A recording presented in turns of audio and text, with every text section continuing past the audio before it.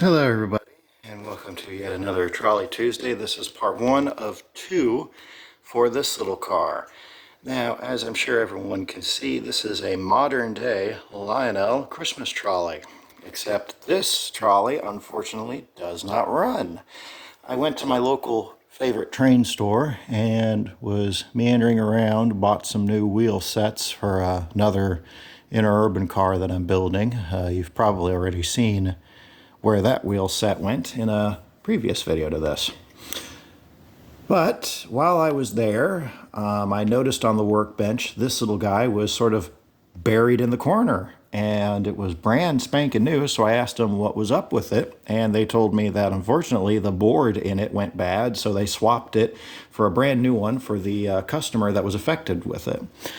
And I asked what they were going to do with it, and they said probably throw it away. So I asked them if I could have it, and they said sure. So now this little 1225 car is mine, and once I swap the board out and just hot wire the motor so that way it runs directly on DC as opposed to AC, it will still be 3 rails. The reason I have it on 2-rail track is because I don't have my tin plate track out here right now to place it on.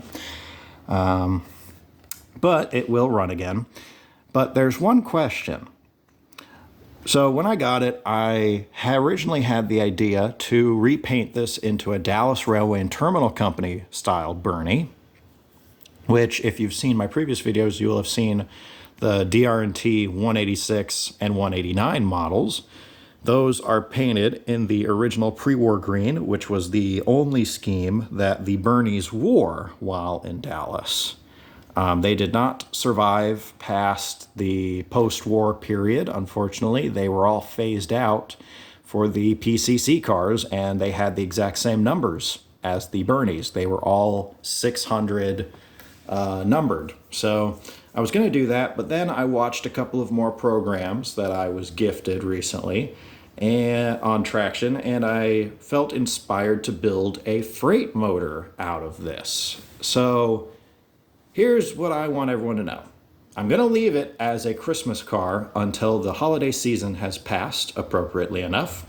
And once that happens, I want you guys to go to my community tab. There will be a voting poll over there. Should this be a DRNT Birney or should it be a freight motor Birney? Put your votes there, and by the time January swings around, we will have seen which it will be. So by all means, please drop a comment if you want.